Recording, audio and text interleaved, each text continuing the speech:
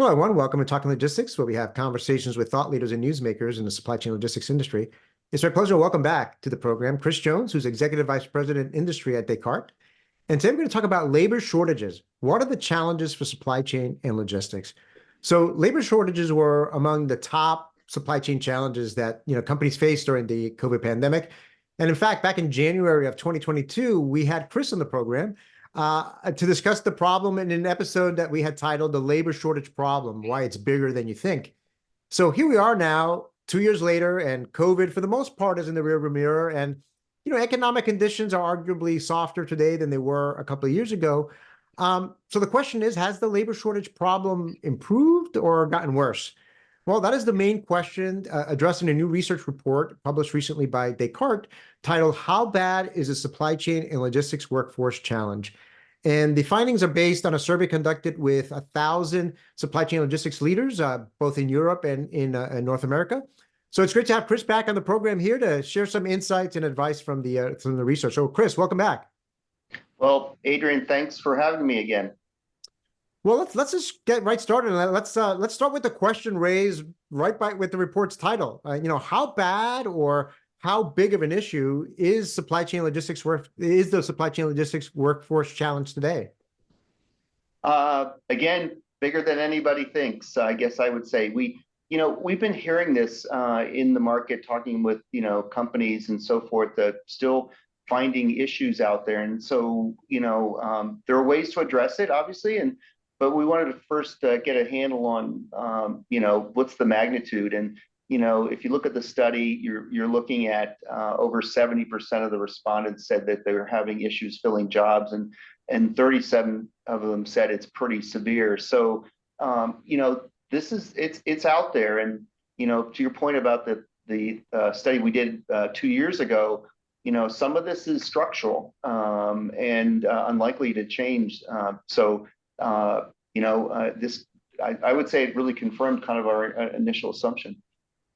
Yeah, no, I remember. I know the last time when we kind of focused on this, we studied a lot about, we talked a lot about just the demographics and the fact that not only the United States but just about every country out there is below the replacement rate with regards to countries having enough children to really.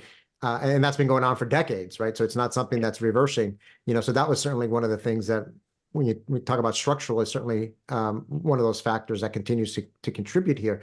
And I know the study kind of talks into this, and we'll include a link to the study, when we publish this, so our audience can read the full report. But are certain types of positions more difficult to fill than others? I mean, obviously we hear so much about the driver side of things, but what about other types of workers? Yeah, we also looked at, besides, let's call it classic labor, so drivers, warehouse workers, that kind of stuff. We also looked at knowledge workers as an example, and even management. And knowledge workers was the hardest position to fill. And if you think about the explosion of data as an example, and supply chains being so data rich. And many companies now recognizing the value of understanding that data. This has really created a tremendous demand that most companies are not able to fill. Now, do you think that's a function of maybe certainly if you look at more quote unquote experienced folks, I mean they never had that training to begin with, let's say, right? So they can't because all of this has been historically relatively new, let's say within the past 5-8 years or so. But does that also imply that maybe the universities aren't preparing kind of the up and coming workers, to fill these roles either? Yeah, I think it's a combo. Definitely. When you look at, I'll call it courses and so forth in universities traditionally, especially in supply chain, they tend to lag demand. In this case, there is really a convergence, though, and a lot of schools, by the way, now are focusing on data science and analytics, which is good news. But equally, just given the explosion of the kinds of tools that are out there now, it's making it easier, but it's also educating a lot more people on the value. So you've got kind of a demand curve that is definitely ahead of the supply curve here. And I would say it's going to be this way for a while here. And then the other key part of this, and this is where, to your point about coming out of universities, which is, supply chain is still largely learned on the job, and universities can provide a good head start. But the convergence, the real ultimate value are knowledgeable supply chain professionals that understand analytics and so forth. That's like the magic thing, and there are not enough of them. That's for sure. Yeah, that's a great point. We actually, and I just remember this right now, we actually did a survey with our Indago members. So these are all supply chain logistics executives from manufacturing, retail, and distribution companies. We did a survey with them last year where we asked them, if you were to go back to school, what kind of courses will you take to help improve kind of your career path or promotions and so forth? And exactly what we're just talking about right now came up near the top. If not the top, I should have looked before we had a conversation here, but now I remember that it certainly ranked pretty high, which was, data analysis, analytics, was something that I think a lot of supply chain professionals are looking to, improve their skills on, because they view that as being, something important for their, continue to grow in their careers. Now, I know in a lot of these studies, so we've talked about a lot of different studies over the past few years that we've had during the program. And I know that you like to look at kind of other factors to see if there's a correlation. And one of the things you always look at, for example, is financial performance of companies, and to see, if there's differences between high performing companies versus, financially performing companies versus those that are lower in the scale. So did the research find any link between, companies' financial performance and how much employee turnover they experience in their supply chain logistics operations? Yeah, there's we look at a couple things here. I'll call it four magic things in this kind of space. We're looking at financial performance, company growth, management's view of the importance of supply chain and logistics, and then, to your point, employee turnover. And there is an absolute connection between all of those. The stronger companies in terms of growth and financial performance are doing a much better job at employee turnover. And what I mean by that is it's lower. Also, and in some respects, if you think about supply chains and supply chain performance, right, which now is so embedded in companies in terms of impacting overall financial performance, as we just mentioned, supply chains are really deep domain areas, and comes with time. So stability of your organization is important. And then the other part of it that falls right smack in the middle of this one is, does management see the supply chain as a potential for competitive advantage, or does it see it as a necessary evil? Those all work together, either good or bad. All right. So without a doubt, the better performers, both in growth and financial performance, management is much more on top of it in terms of viewing the value of their supply chain, and equally the people. Yeah, I think it's interesting. I mean, I think if you step back and think about it, it kind of makes sense, right? I mean, I think if you're in a company that views, supply chain logistics as strategic, you feel more valued as part of that organization. And we all know that there's a strong link between supply chain and logistics and financial performance, right? So if you feel more valued, if you actually see a more direct link in terms of what you're doing to the financial health of the company, and management is valuing you, it's kind of like a self-reinforcing, effect there, where you're less likely to leave, because, Exactly. more than likely, if you end up somewhere else, you're not going to be viewed as strategic. The company, if they're not viewing supply chain logistics as strategic, more than likely, the financial performance is not going to be that good. And more than likely, that's going to lead companies to, employees to start looking, elsewhere. So I think it kind of makes sense. Yeah, retention, it's a big part of retention, I would say. People, especially younger people these days, really focus on the value of their job to the organization, which is great news, right? So if they just see it as like everybody's beating on me and we're just doing the basics, I'll just say there's plenty of other jobs out there for them to go get at other supply chain jobs, get at other companies, and they will do it. Yeah, no, absolutely. All right. So then, there's a lot of, great content, in this report, a lot of data. And again, we'll make the link available to folks. But Anything else stand out for you? Any kind of interesting findings that the kind of piqued your interest as part of the report?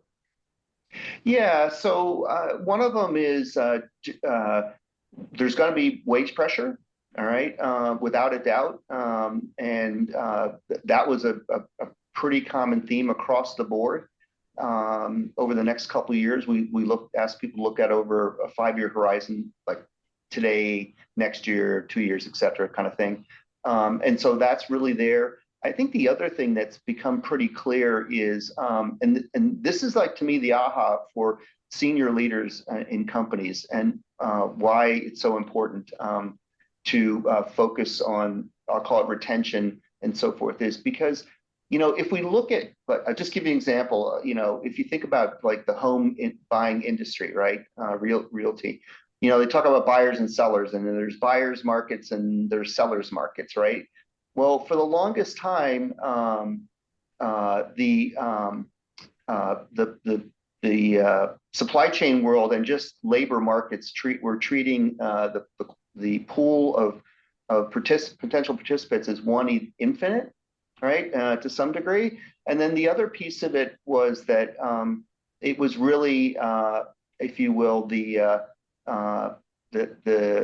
sellers who dominated. So the manufacturers, the retailers, it was their market, right? So you would see in the past a lot of, I'll call, hiring and firing, and then bringing in people, for lots of people in some cases, for peak seasons and so forth. Well, those days are over. It is a buyer's market now. It is the potential employee. There are still more jobs out there. Even though despite the layoffs people are seeing, there's still plenty more jobs out there for people in the supply chain space. And by the way, the other key point to consider here is, especially with labor, which is they are now crossing industries, right? So they may have in the past only, if you're in a warehouse, you would look for another warehouse to go to. But you know what? But now with the service industries having come back, people can get decent paying jobs at restaurants or other kinds of venues and so forth, because again, there's way more of those jobs too here. So I do think that we need to understand that the paradigm has shifted, and the power is much more in the buyer, which means you really need to be, if you will, the seller of choice here to keep them or to get their attention. Yeah, no, that's a great point. And I think, the retention piece is also critically important, because we talk a lot about finding people and hiring them. But equally as important is just retaining the good talent that you have, because otherwise you're kind of, if not only are you having difficulty finding new people, but if you're also losing the valuable people that you have, that's not good either, right? So you want to be a net positive, where you want to not only retain the good people that you have, but also attract new ones to help fuel your growth and all of that. And that, like you said, a lot of the pendulum has swung now onto the employee side, where they've got more more say and more choices, what to do here. So it's definitely a different market today than it was not too long ago. So Chris, I mean, we could probably spend, an hour talking about all the different aspects of the report, but maybe as a way to wrap up, I mean, in light of everything that we've talked about today, and maybe what else we didn't talk about as part of the report, I mean, what actions should companies, take to make sure that, they address this labor, shortage problem effectively moving forward? Well, I'm going to talk about a couple things. What I will tell people is we do have another version of this study coming out that's going to talk about what companies are doing. So I'll give some indication, and that'll be out here probably in the next couple of weeks max. But I will give some indications of what has to happen. Some that people may find a little crazy. So we just talked about the fact that you have to be the employer of choice, right? So interesting enough, one of the top things, especially younger people were looking for, were to work in, and this gets back to our whole point about does management care, right? To be able to work in organizations that employed leading technology. Believe it or not, that's a big deal. I think part of the message needs to be that yes, salaries are up and they're going to be up higher, but that is not all of it, right? They're looking for a working environment, again, the sense of purpose, and they aren't looking to be working on someone's 20-year-old green or blue screen system. That's not going to attract them. They're really looking for those opportunities to grow.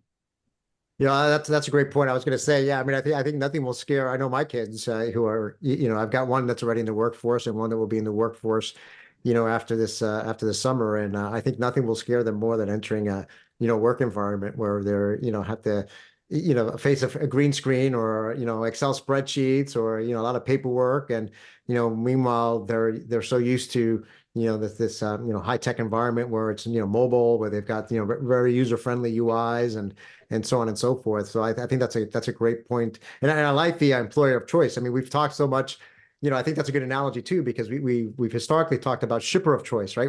Particularly when demand outstripped carrier capacity, we always talked about, hey, shippers have to be the shipper of choice because they have to attract those carriers. And when the carriers have a choice of which shippers are going to support, they want to make sure that they attract, that they win that capacity versus, another shipper. So it's the same thing here. You want to be the employer of choice because, if it's between you or three other employers, because they've got choices now, you want to make sure that they select you as their employer. So I think that's a good, good analogy there. So Chris, again, we always scratch the surface on these topics, but I think you provided a lot of great food for thought. Again, we'll provide the link to the report so people can read the full, everything that we talked about today, plus a lot of data that's in the report as well. And so again, thank you for making the time to be with us today. Well, thanks for having me, Adrian. Great. I want to thank those of you that joined us. If you're watching this episode on demand, either at the Descartes website or on Talking Logistics, and you've got a question or a comment for Chris, you can post it there. And anyway, we look forward to seeing you in a future episode of Talking Logistics. So have a great day.